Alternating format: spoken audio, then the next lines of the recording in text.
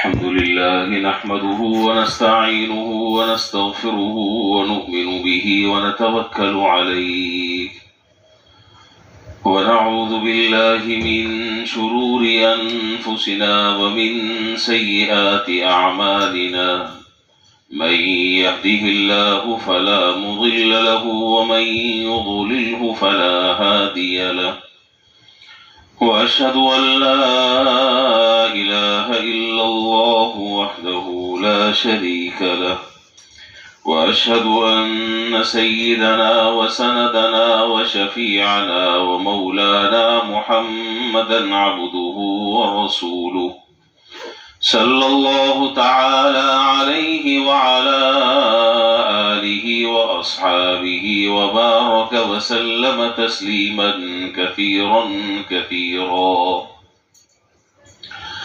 أما بعد فأعوذ بالله من الشيطان الرجيم. بسم الله الرحمن الرحيم. يا أيها الذين آمنوا إذا لقيتم فئة فاثبتوا واذكروا الله كثيرا لعلكم تفلحون. آمنت بالله صدق الله مولانا العظيم وصدق رسوله النبي الكريم ونحن على ذلك لمن الشاهدين والشاكرين والحمد لله رب العالمين.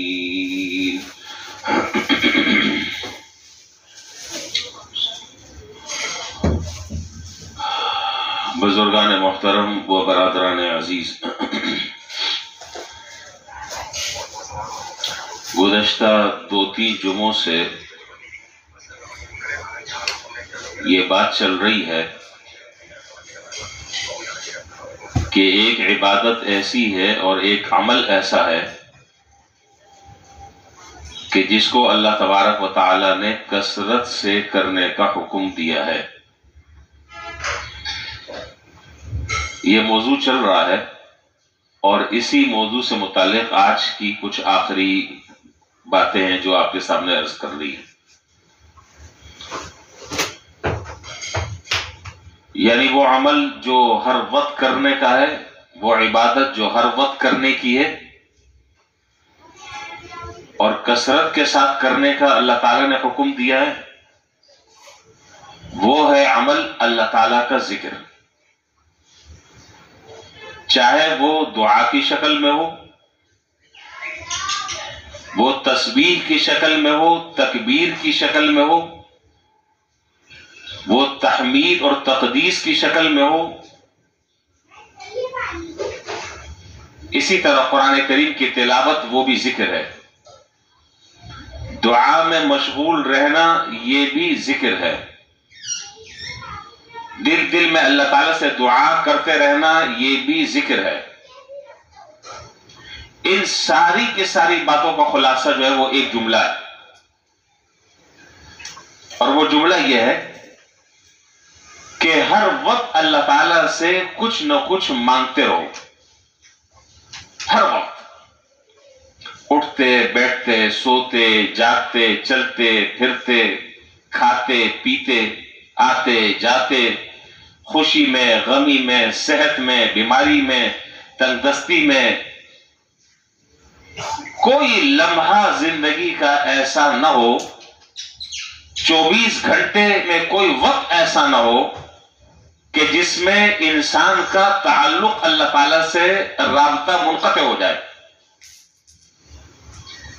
یہ ہے کثرت سے اللہ تعالیٰ کا ذکر کرنا.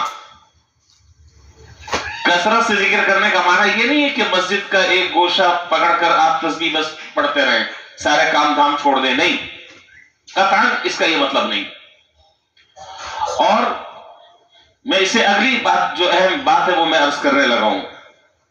پورے دین کا اگر خلاصہ اگر ایک لفظ میں اگر بیان کیا جائے، پوری شریعت کا، تصوف کا، پوری طریقت کا اگر خلاصہ ایک لفظ میں اگر ذکر کیا جائے تو وہ یہ ہے کہ بندے کا اللہ تعالیٰ سے تعلق ہمہ وقت استوار رہے.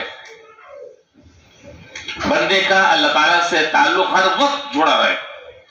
کون آپ سے کہتا ہے کہ آپ جو ہے وہ 24 گھنٹے مسجد میں بیٹھ جائیں, نہ نوکری کریں, نہ بیوی بچے پالیں, اور نہ اپنے جائز جو حلال کمائی ہے اس کے کرنے کی بھی ضرورت نہیں ہے, بس آپ گھر میں بیٹھے بیوی کو بھی چھوڑ دیں, بچوں کو بھی چھوڑ دیں, اور آپ کے ذمہ اللہ تعالیٰ نے جو حقوق عائد کیے ہیں ان سے بھی آپ غافل ہو جائیں.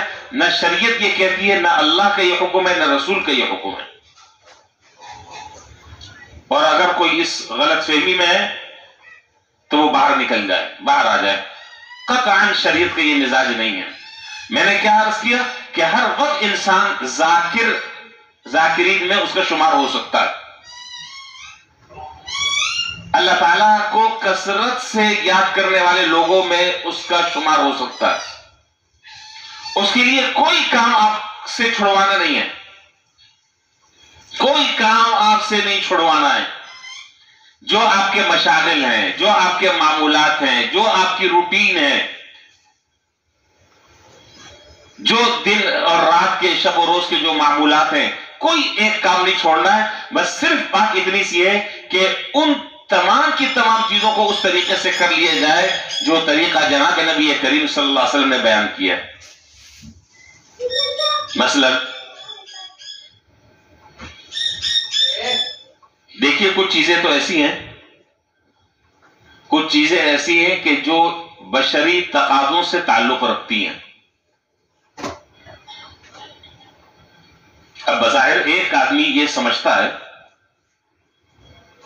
کہ بھائی جب تک کہ میں کھانا کھا رہا ہوں, یا جب تک کہ میں سو رہا ہوں, یا جب تک کہ میں واش روم میں ہوں, اس وقت تک تو میں اللہ کا کوئی ذکر نہیں کر سکتا. تو وہ وقت تو میرا خالی ہو گیا. ہاں, آتے جاتے چلتے پھرتے دکان پہ بیٹھ کے کام کاج میں لگے ہوئے, زبان چل رہی ہے, یہ تو باتیں ساری ٹھیک ہیں. لیکن اگر میں کھانا کھا رہا ہوں, یا میں سو رہا ہوں, یا میں بیت الخلاء میں ہوں اور اپنی ضرورت اور بشری تقاضے کو پورا کر رہا ہوں, تو اس وقت میں کیسے اللہ تعالیٰ کا ذکر کروں؟ تو وہ وقت تو میرا جو ہے وہ فارغ ہو گیا, اس میں تو میں کوئی کام کر بھی نہیں سکتا.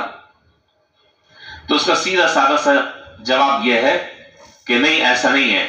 24 گھنٹے میں عرض کر رہا ہوں, 24 گھنٹے کی زندگی میں انسان اللہ کا ذکر کر سکتا ہے اور مسلسل کرتا رہ سکتا ہے. وہ کیسے؟ آپ نے کھانا کھانے سے پہلے کی دعا پڑھ لی, بسم اللہ کے ساتھ کھانا شروع کر دیا, اور جو طریقہ جناب نبی کریم صلی اللہ علیہ وسلم نے بیان کیا اس طریقے سے آپ کھا رہے ہیں, یہ پورا کھانا کھانا یہ عبادت میں شمار ہو رہا ہے.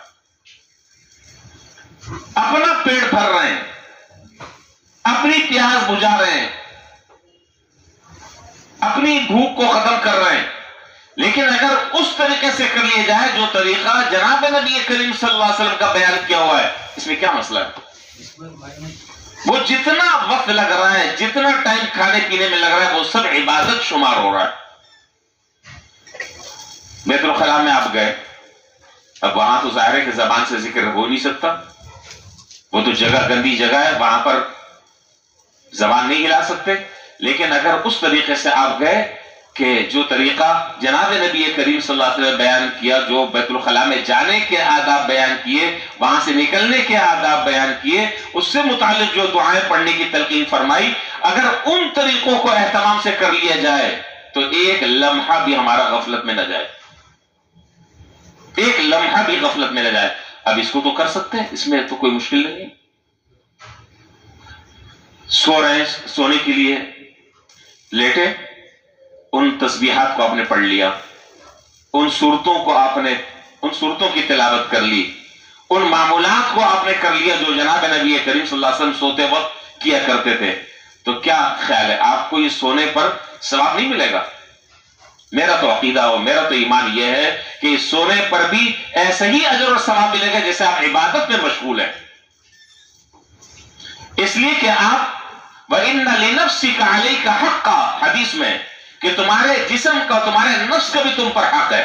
آپ اس حق کو ادا کر رہے ہیں اللہ اور اس کے رسول کے حکم کی تعمیل میں. تو یہ سونا بھی عبادت, یہ کھانا بھی عبادت, تو 24 گھنٹے انسان کا تعلق اللہ تعالی سے قائم رہ سکتا ہے. سارے کام بھی دنیا کے چلتے رہیں، اس میں کوئی رکاوٹ نہیں ہے، اس میں کوئی مشکل نہیں. تو پورے جو دین کا خلاصہ ہے وہ یہ ہے کہ انسان کے اوپر کسی وقت بھی غفلت نہ چھائے، کسی وقت بھی وہ غافل نہ ہو. انسان گناہ کیوں کرتا ہے؟ انسان گناہ کیوں کرتا ہے؟ گناہ اس وجہ سے کرتا ہے کہ اللہ تعالیٰ کا خوف اور اللہ تعالیٰ کا ڈر رخصت ہو جاتا ہے، اللہ تعالیٰ کا دھیان نہیں ہوتا، اللہ تعالیٰ سے تعلق ٹوٹ جاتا ہے، تعلق منقطع ہو جاتا ہے، گناہ کر بیٹھتا ہے.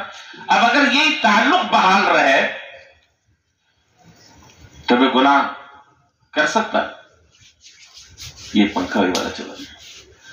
اگر ایک آدمی جو ہے، فرض کر لیں ایک آدمی کوئی گناہ کر رہا ہے اور گناہ کرتے وقت یہ خیال آ رہا ہے کہ ابا دیکھ رہے ہیں. میں ظاہری حصی مثال دے رہا ہوں. گناہ کرتے وقت یہ خیال آ رہا ہے کہ ابا دیکھ رہے ہیں، کرے گا؟ امی دیکھ رہی ہیں. گناہ کر رہا ہے، موبائل میں لگا ہوا ہے، یہ خیال آ رہا ہے کہ بیوی دیکھ رہی ہے، کرے گا؟ نہیں کرے گا. تو گناہ کرتے وقت اللہ کا خیال کیوں نہیں آ رہا؟ وہ خیال اس لیے نہیں آ رہا کہ اللہ تعالیٰ سے جو تعلق جڑا ہوا تھا وہ ٹوٹ گیا. اللہ تعالیٰ سے جو تعلق استوار تھا اس کے اندر فاصلے آ گئے، اس کے اندر خلا پیدا ہو گئی ہے. اور جو ہی تعلق اللہ تعالیٰ سے انسان کا جڑ جائے پھر کوئی مسئلہ ہی نہیں. میں نے ابھی قرآن کریم کی آیت ابھی پڑھی ہے، میں نے 10ویں پارے کی. اس آیت پر ذرا سا غور کریں، سورہ انفال ہے. پہلے تو آپ ذرا سا اس منظر کو دیکھیں، تھوڑا سا اس کی گہرائی میں جائیں. فرمایا یا ایھا الذین آمنوا اذا لقیتم فئۃ فاثبتوا واذکروا اللہ کثیرا لعلکم تفلحون. کہ جب تمہارا دشمن سے آمنا سامنا ہو، دشمن سے دو بدو تم مقابلہ کر رہے ہو اور تم نے اپنی جان ہتھیلی پر رکھ کر تم دشمن سے برسرے پیکار ہو، کچھ بھی نہیں پتا کہ کس وقت کہاں سے گولی آئے، کون سا تیر لگے اور تم ڈھیر ہو جاؤ. کوئی بچاؤ کا، کوئی تحفظ کا کوئی سامان نہیں ہے. اور جو آدمی دشمن سے برسرے پیکار ہے اور سامنے دو بدو لڑ رہا ہے، اس کے بچنے کے چانس ویسے کم ہے. اس کے بچنے کے چانس ویسے کم، اس لیے کہ وہ تو ارادہ کر چکا ہے یا تو میں شہید ہو جاؤں گا یا غازی بن کر لوٹوں گا. غازی بن کر لوٹے کے چانس بہت کم ہے. اس موقع پر بھی اللہ تعالیٰ دو چیزوں کا حکم دے رہے ہیں. اس موقع پر بھی اللہ تعالیٰ جب انسان دشمن سے مقابلہ کر رہا ہے، کافر سے مقابلہ کر رہا ہے، اپنی جان ہتھیلی پہ رکھ کر کھڑا ہوا ہے اور کسی وقت بھی وہ جان شہادت نوش کر سکتا ہے. کتنا بڑا عمل ہے، کتنا بڑا عمل ہے کہ اس عمل کی برکت سے اللہ تعالیٰ سارے گناہوں کو معاف کر دیں گے اور سیدھا اللہ تعالیٰ جنت الفردوس میں پہنچا دیں گے. اس وقت اللہ تعالیٰ دو باتوں کا حکم دے رہے ہیں ایسے موقع پر بھی. فَاثْبُتُوا اِذَا لَقِيتُمْ فِئَةً فَاثْبُتُوا. اور دوسرا جو میرے موضوع سے متعلق ہے، وَاذْكُرُوا اللَّهَ كَثِيرًا لَعَلَّكُمْ تُفْلِحُونَ.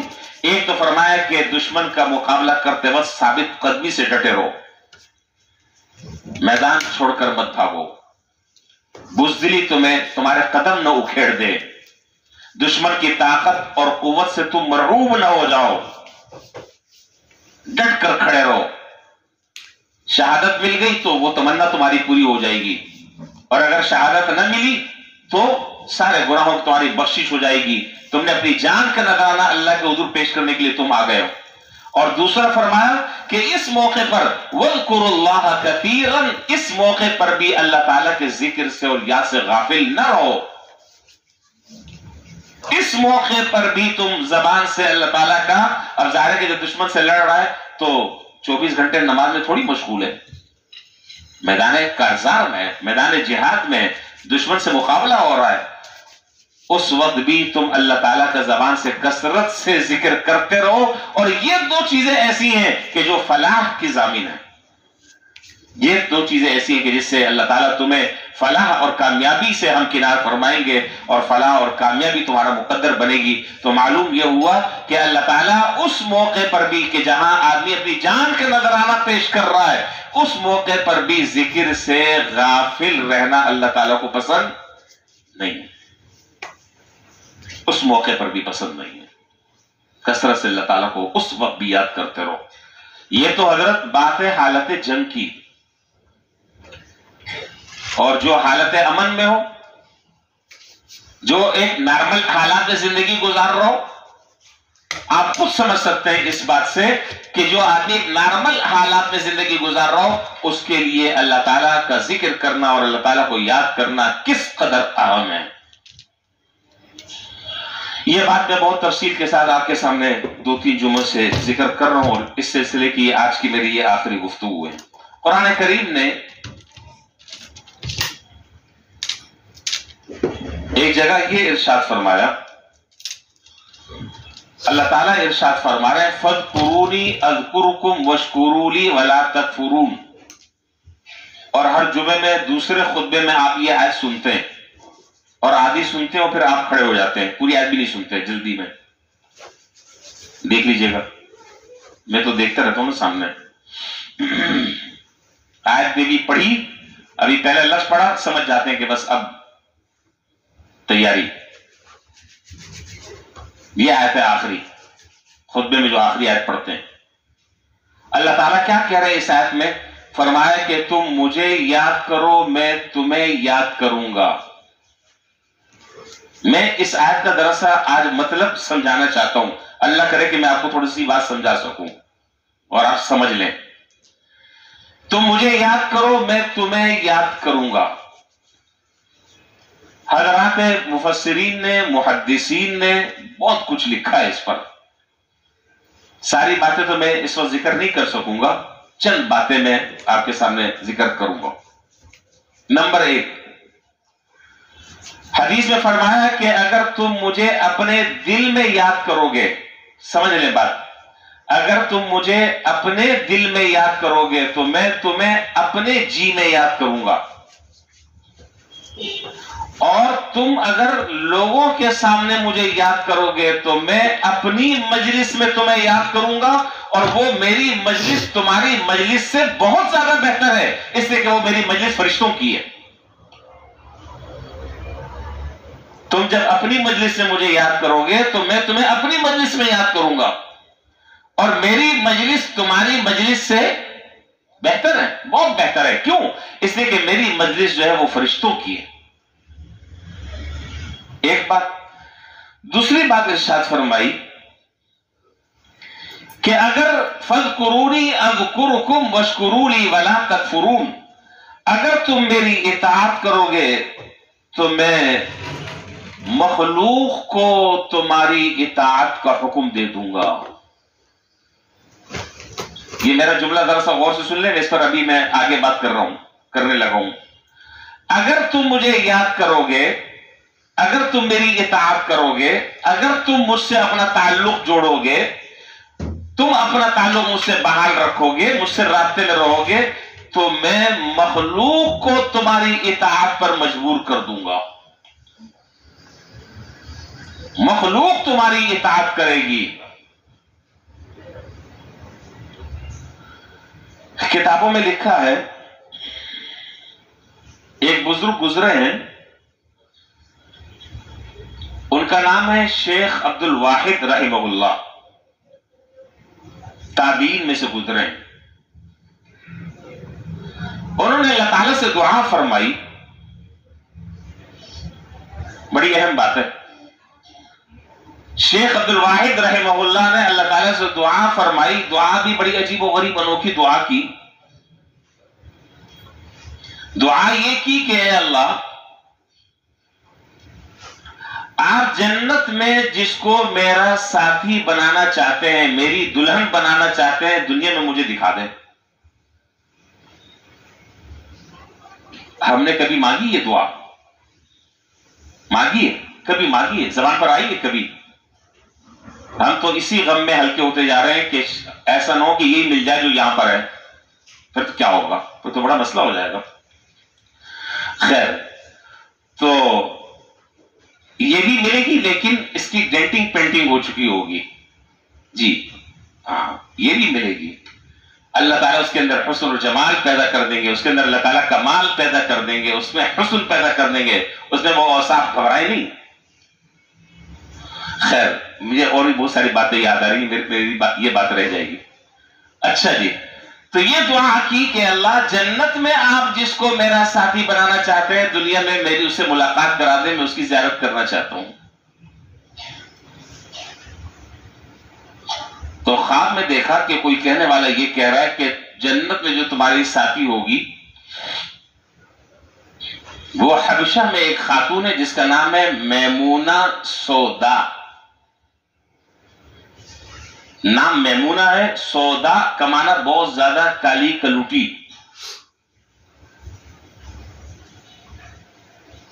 تو کہتے ہیں کہ جب خواب دیکھا تو یہ حبشہ کی طرف روانہ ہو گئے. تلاش کرتے رہے لوگوں سے معلومات کرتے رہے، بھائی یہاں کوئی میمونہ نام کی کوئی خاتون ہے. انہوں نے کہا کہ ایک عام سی عورت ہے، کالی کلوٹی سی ہے اور وہ بکریاں چراتی ہے، تلاش کر لو، کہیں کسی درخت کے نیچے کہیں نظر آ جائے گی. تو یہ شیخ عبد الواحد رحمہ اللہ یہ تلاش کرتے ایک جگہ پر پہنچ گئے. انہوں نے دیکھا کہ درخت کے نیچے یہ خاتون جو ہے نماز پڑھ رہی ہیں اور ان کے ارد گرد جو ہے وہ بکریاں چر رہی ہیں، چراگاہ ہے. اور جہاں بکریاں چر رہی ہیں اس چراگاہ کے بالکل کنارے پر بھیڑیے بہت سارے بیٹھے ہیں. بھیڑیے اپنا کام کر رہے ہیں، بکریاں اپنا چر رہی ہیں، یہ اپنی نماز میں مشغول ہے. تو عجیب و غریب واقعہ ہے یہ، ورنہ بھیڑیاں اور بکریاں دونوں جمع ہو سکتی ہیں؟ نہیں ہو سکتی. نماز پڑھ کر جب یہ خاتون فارغ ہوئی تو انہوں نے نماز کا سلام پھیرتے ہی کہا کہ عبد الواحد، ہماری ملاقات کا وعدہ گاہ تو جنت تھی، تم یہاں کیا کرنے کے لیے آئے؟ ہماری ملاقات کا وعدہ گاہ سمجھ رہے ہیں نا، جو ہمارے ملاقات کی جو جگہ تھی وہ تو جنت تھی، تم یہاں کیا کر رہے ہو؟ یہاں کیا کر رہے ہو؟ انہوں نے کہا کہ میں نے اللہ تعالیٰ سے ایک دعا کی تھی اور اللہ تعالیٰ نے میری اس دعا کو قبول فرما لیا. اس دعا کو اللہ تعالیٰ نے قبول فرما لیا، میں نے یہ دعا کی تھی. تو کہنے لگی کہ حضرت شیخ عبد الواحد رحمہ اللہ کہنے لگے کہ میں ایک بات آپ سے پوچھتا ہوں اور پوچھ کر اب میں جا رہا ہوں. وہ یہ کہ عجیب منظر میں یہاں پر دیکھ رہا ہوں کہ آپ نماز میں مشغول ہیں، یہ بکریاں جو ہے وہ چراگاہ میں چر رہی ہیں اور اس کے ارد گرد جو ہے وہ خطرناک قسم کے بھیڑیے بیٹھے ہیں، کوئی کسی سے تعارض نہیں کر رہا، کوئی بھیڑیا کسی بکری پر حملہ نہیں کر رہا، نہ بکریوں کو ان سے کوئی خوف اور ڈر، نہ ان کو اس سے کوئی خوف اور ڈر. تو وہ حضرت میمونہ سودا انہوں نے فرمایا کہ اب اس میں جو راز ہے بس میں وہ ایک راز تمہیں میں بتا دیتی ہوں، بس اس کے بعد پھر مجھ سے کوئی سوال نہ کرنا. میرے موضوع سے متعلق جو بات چل رہی ہے وہ یہ جملہ ہے، اس کو غور کریں ذرا، توجہ ہے سب کی ہے. فرمایا کہ اس کی وجہ اور اس کا راز یہ ہے کہ جب سے میں نے اللہ سے صلح کر لی، مخلوق نے مجھ سے صلح کر لی ہے. نہیں سمجھے بات آپ؟ جب سے اللہ سے میں نے صلح کر لی ہے، مخلوق نے مجھ سے صلح کر لی ہے. اب مخلوق کو اللہ نے ہماری اطاعت اور فرما برداری میں لگا دیے، کیا کسی مخلوق کی یہ مجال، کیا اس کی وہ ہمت اور جرأت کہ وہ بکری پر حملہ کر لے، اس لیے کہ میں نے اپنے معاملات کو اللہ سے درست کر لیا. تو یہ ہے ایک معنی آیت کا، فَاذْكُرُونِي أَذْكُرْكُمْ وَاشْكُرُوا لِي وَلَا تَكْفُرُونَ، کہ تم اللہ تعالیٰ کو یاد کرو، اللہ کی اطاعت کے ذریعے اللہ اپنی مخلوق کو تمہارے لیے فرما بردار کر دیں گے. اللہ تعالیٰ اپنی مخلوق کو تمہارے سامنے جھکا دیں گے۔ تیسرا آیت کا معنی بعض مفسرین نے بیان کیا کہ آیت کا معنی یہ ہے کہ تم خوشحالی میں نعمتوں کے ملتے وقت اچھے حالات میں اللہ تعالیٰ کو نہ بھولو، مشکل موقعوں پر اللہ تمہیں یاد کریں گے، اللہ تمہیں ان مشکلات سے نکال دیں گے۔ یہ بھی بات سمجھ میں میرا خیال شاید نہیں آئی سمجھ میں۔ حالات جب اچھے ہوں تو عام طور پر اللہ کی طرف خیال نہیں رہتا، نعمت دینے والے کا خیال نہیں رہتا، نعمت دینے والے کو آدمی بھول جاتا اور وہ پھر اکڑتا اور مست ہوتا ہے، پھر وہ دماغ نہیں مل رہا ہوتا ہے، دماغ قابو بھی نہیں ہوتا۔ تو اگر تم یہ چاہتے ہو کہ اللہ تعالیٰ تمہاری کشتی مشکلوں سے نکال دے جو پھنسی ہوئی ہو، تو اس کا حل یہ ہے کہ اچھے حالات میں اللہ تعالیٰ کو نہ بھولو، اچھے حالات میں اللہ تعالیٰ کو یاد کرو۔ چوتھی تفسیر اس آیت کی بعض حضرات نے یہ بیان کی، اللہ کے نام کی عظمت جب تمہارے دل میں ہوگی، اللہ کے نام کی عظمت جب تمہارے دل میں ہوگی تو اللہ تعالیٰ تمہیں وہ عزت عطا فرمائیں گے، وہ عزت عطا فرمائیں گے، وہ عزت عطا فرمائیں گے کہ تمہارے باہم و گمان میں بھی نہیں ہوگا۔ چنانچہ حضرت بشر حافی رحمۃ اللہ علیہ ایک تابعی گزرے بہت مشہور، آپ نے نام سنا ہوگا ان کا، حضرت بشر حافی رحمہ اللہ۔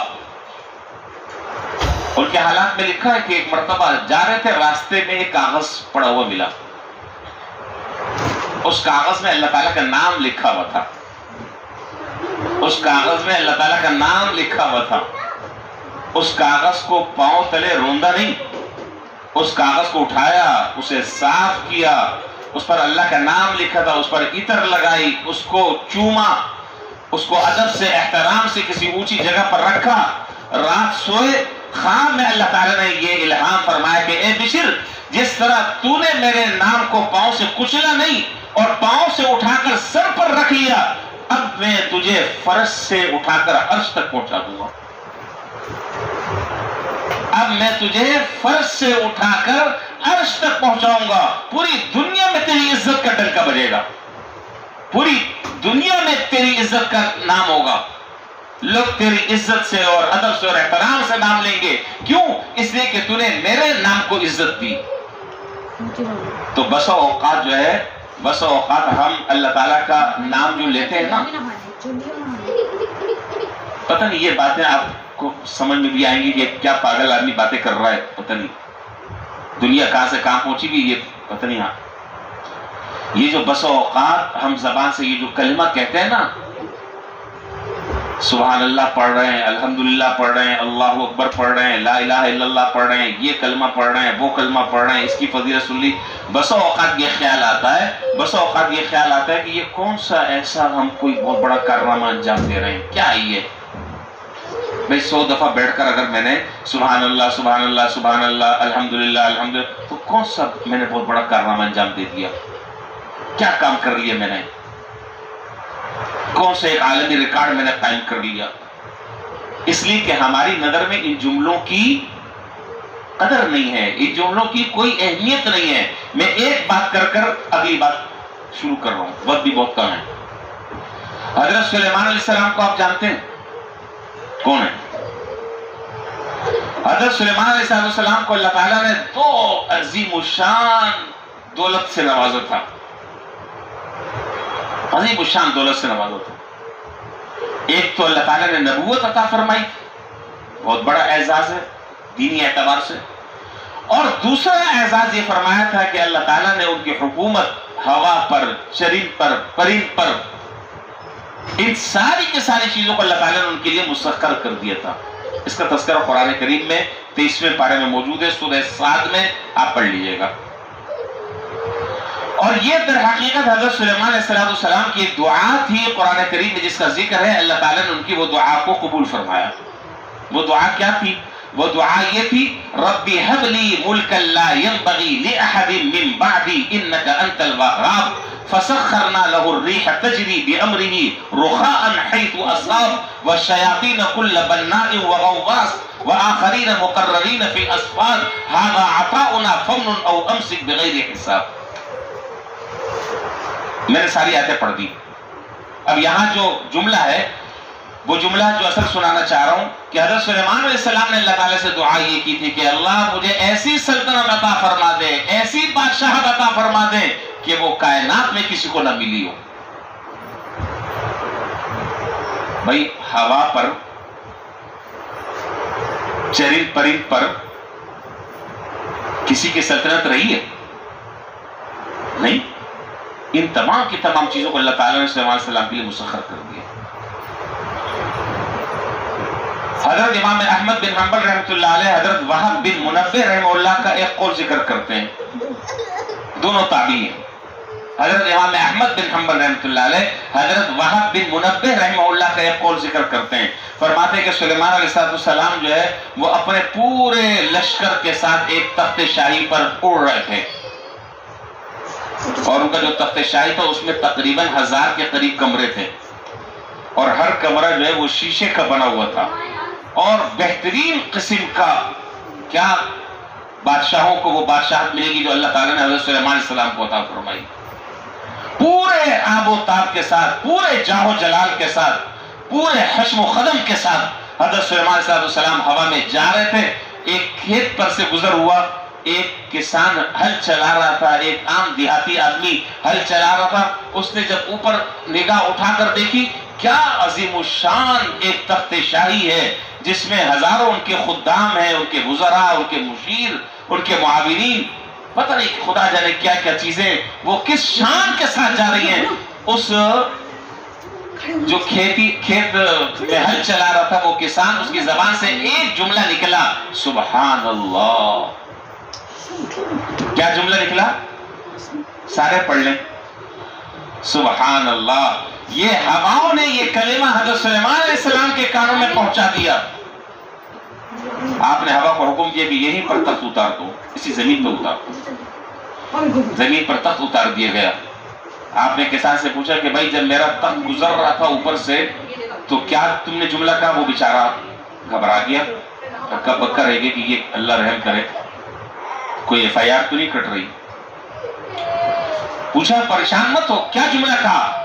کہا کہ جی آپ کی جو شان میں دیکھ رہا تھا, آپ کی جو میں شان دیکھ رہا تھا اس پہ مجھے رشک آیا اور میں نے زبان سے سبحان اللہ کہا. فرمایا کہ پوری دنیا کی سلطنتیں ایک طرف اور زبان سے سبحان اللہ کا جملہ ایک طرف, اللہ تعالیٰ نے جو عزت اور جو مقام اور جو اجر اور ثواب اس کلمے کو رکھا ہے وہ دنیا کی کسی بڑی سے بڑی بادشاہت کو اللہ تعالیٰ نے عطا نہیں فرمایا.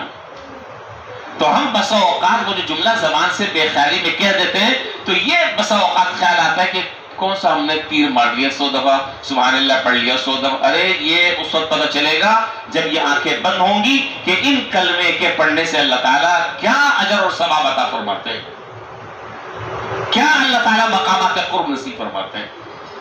تو ہمارا خلاصہ ساری گفتگو کا یہ ہے, میں کئی جمعوں سے اس پر بات کر رہا ہوں. خلاصہ یہ ہے کہ بھائی ایک کامیاب زندگی اگر ہم گزارنا چاہتے ہیں, کامیاب اگر زندگی گزارنا چاہتے ہیں تو اس کا واحد طریقہ یہ ہے کہ ہر وقت ہماری زبان پر اللہ تعالیٰ کا ذکر ہو, چاہے وہ دعا کی شکل میں ہو, وہ قرآن کی تلاوت کی شکل میں ہو, وہ ذکر و اذکار کی شکل میں ہو, وہ اللہ کے سامنے رونے دھونے کی شکل میں ہو. اللہ تعالیٰ سے تعلق ہر وقت ہمارا جڑا رہے, اور اگر اللہ تعالیٰ سے یہ تعلق قائم ہو گیا نا انشاءاللہ, پھر آپ زندگی کی بہاریں دیکھیے گا, پھر آپ اس کے فائدے دیکھیے گا کہ کیا فائدے ہوتے ہیں. ان فائدوں کو الفاظ میں بیان نہیں کیا جا سکتا. اللہ تبارک و تعالیٰ اپنے فضل و کرم سے اور اپنی رحمت سے ہم سب کو ان باتوں پر عمل کرنے کی توفیق عطا فرمائے, اور زندگی کا کوئی لمحہ بھی ہمارا گناہوں میں, یہ زندگی کا کوئی لمحہ بھی ہمارا غفلت میں نہ گزرنے پائے. اور جو زندگی اللہ تعالیٰ نے دی ہے بہت تھوڑی سی رہ گئی ہے, باقی تو گزر گئی جیسی گزری. اللہ تعالیٰ اس زندگی کی ہمیں قدر کرنے کی توفیق نصیب فرمائے, اور اس زندگی کے شب و روز سے ہمیں بھرپور طریقے سے فائدہ اٹھانے کی اللہ تعالیٰ توفیق عطا فرمائے. دو باتیں آخر میں مختصر سی عرض کرنی ہے. پہلی بات تو یہ ہے کہ وہ جو آپ نے پچھلے مہینے میں نے اعلان بھی کیا تھا کہ تاجر حضرات سے جو ہماری گفتگو کا ہم نے آغاز کیا ہے مہینے میں ایک مرتبہ، تو یکم تاریخ کو یہاں کچھ حضرات آئے تھے، لیکن مجھے اتنا بڑا افسوس ہے اور دل میرا اتنا خراب ہو گیا ہے کہ پورے جمعے میں نے اس بات پر گفتگو کی تھی اس جمعے کو کہ دین کا ضروری علم سیکھنا ہمارے لیے کس درجے فرض ہے، اس کی کیا اہمیت ہے. لیکن جو لوگ آئے اس سے اندازہ یہ ہوا کہ وہ کہتے ہیں کہ نہیں بھائی ہمیں ڈسٹرب نہیں کرو، ہم جیسے چل رہے ہیں نا ہمیں چلنے دو. تو ٹھیک ہے، کوئی ایسا مسئلہ نہیں، آپ جیسے چل رہے ہیں چلتے رہیں. ہمارا جو کام ہے صدا لگانا، ہمارا کام ہے آپ کی منت سماجت کرنا، ہمارا کام ہے آپ کو دعوت دینا، ہمارا کام ہے کہ آپ کے لیے محنت کرنا. وہ ہم اپنا کام ہم نہیں چھوڑیں گے، باقی آپ کی مرضی، آپ آتے ہیں آئے، نہیں آتے نہ آئے. جس کو فائدہ ہوگا وہ آئے گا، جس کو فائدہ نہیں ہوگا نہ آئے. لیکن ایسے مواقعوں کو گوانا یہ بڑی ناشناسائی ہے، بڑی ناقدری ہے. اللہ تعالیٰ نے یہ موقع دیا ہے، اس سے فائدہ اٹھائیں، اس سے فائدہ اٹھائیں. ہو سکتا ہے کہ کوئی بات ایسی دل میں آپ کو لگ جائے کہ آپ کے سارے حالات اور معاملات درست ہو جائیں. اس لیے دوسری نشست ہماری جو ہے وہ انشاءاللہ اگلے ہفتے، اسی ہفتے 22 تاریخ کو ہوگی، بدھ کے دن. تاریخ یاد رکھیے گا، پھر میں دیکھ لوں گا. مجھے پتا ہے بھائی 11 بجے وقت ہے، 11 سے 12 ایک گھنٹہ، 11:15 بجے 11:20 پر جو ہے وہ چند لوگ بیچارے آ گئے. ان کے سامنے جو ہے وہ ہم نے رونا پیٹنا رکھ دیا. بس اس سے زیادہ تو ہم کچھ بھی نہیں کر سکتے. اس لیے وقت نکالیں، وقت نکال کر چیزوں کو سیکھیں، سمجھیں. آپ کی اپنی زندگی میں اللہ نے چاہا انشاءاللہ فائدہ ہوگا. تو کون سی تاریخ؟ 22 تاریخ، دن بروز بدھ، اور وقت 11 بجے سے 12، ایک گھنٹہ نکالنا ہے. 24 گھنٹے میں ایک گھنٹہ ہم نہیں نکال سکتے دین کے لیے اور اپنے فائدے کے لیے، میرے فائدے کے لیے نہیں، اپنے فائدے کے لیے. تو اس کا اہتمام کریں کہ جتنے ساتھی ہیں سارے کے سارے مسجد میں اپنے وقت پر پہنچ جائیں، وقت سے پہلے پہنچیں. دوسری بات کہ فلسطین کے مسئلے پر آپ کو معلوم ہے کہ الحمدللہ بہت سارے لوگ جو ہے وہ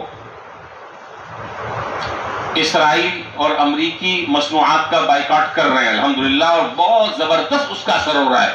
یہ میں آپ کو بتا دوں. تو میری درخواست آپ سے یہی ہے، میری گزارش آپ سے یہ ہے کہ بالکل ہم میں سے ہر آدمی اس بات کا اہتمام کرے کہ وہ اسرائیلی مصنوعات کہ جس کا بارکوڈ 729 ہے، جس کا بارکوڈ 729 وہ اسرائیلی مصنوعات ہیں. چاہے وہ پیپسی کی شکل میں ہو، وہ کوک کی شکل میں ہو، وہ پیزے کی شکل میں ہو، وہ میکڈونلڈ کی شکل میں ہو، کسی شکل میں بھی ہو. اب ہم یہ کہیں کہ جی میں اگر نہیں خریدوں گا اور میں 100-200 روپے اگر میں ان کو نہیں دوں گا تو کون سی قیامت آ جائے گی؟ 100-200 سے وہ ایک گولی تو خرید سکتے ہیں، نہیں خرید سکتے. وہ گولی ہمارے بچوں کے جسموں پر پیوست ہو سکتی ہے، نہیں ہو سکتی. تو کم از کم ہم اللہ کے لیے اتنا کریں کہ ہم اسرائیلی مصنوعات کا مکمل بائیکاٹ کریں. اور اللہ نے چاہا یہ ایسا تیر بہادر نسخہ ہے، ایسا تیر بہادر نسخہ ہے کہ انشاءاللہ یہ ہمارے کلمے چاٹنے پر مجبور ہوں گے. کون سی قیامت آئے گی کہ اگر میں ان مصنوعات کو میں چھوڑ دوں؟ کون سی قیامت آئے گی؟ کون سا ہم مر جائیں گے؟ میں نے بعض لوگوں کے منہ سے یہ جملہ سنتا ہوں، مجھے اتنا شاق لگتا ہے، اتنی حیرانی ہوتی ہے کہ بھائی وہ جو ان لوگوں کی مصنوعات میں جو معیار ہے وہ ہمارے پاکستانی مصنوعات میں معیار نہیں. وہ مکھن مجھے نہیں مل رہا، وہ کولڈ ڈرنک مجھے نہیں مل رہی جو کولڈ ڈرنک انہوں نے بنائی ہے. یہاں پر معاملہ ہمارے فلسطین مظلوم مسلمان چھوٹے چھوٹے معصوم بچوں کا ہے. اگر آپ وہ ویڈیوز دیکھ لیں تو آپ کا دل زخمی ہو جائے، آپ خون کے آنسو رونے لگیں. تو کم سے کم میں اپنے حد میں رہتے ہوئے، اپنے اختیارات استعمال کرتے ہوئے ہم میں سے ہر آدمی اس بات کی کوشش کرے کہ جتنی یہ مصنوعات ہیں اسرائیل کی اور امریکہ کی، ان مصنوعات کو ہاتھ نہیں لگانا ہے. تیار ہیں؟ پکی بات ہے، مسجد میں وعدہ کر رہے ہیں جو میں کر سکتا ہوں وہ میں کروں، جو میرے اختیار میں نہیں ہے اس میں میں معذور ہوں. کم از کم اللہ کے حضور تو میں یہ کہہ سکوں گا کہ اللہ یہ میرے بس میں تھا، یہ میں نے کر لیا، چھوٹا سا اپنا حصہ ڈال دیا، باقی کام آپ کا ہے۔ تو اس لیے ان چیزوں کا اہتمام کریں اور بالکل یہ چیزیں نہ خریدیں، نہ جائیں، نہ کھائیں، نہ پئیں۔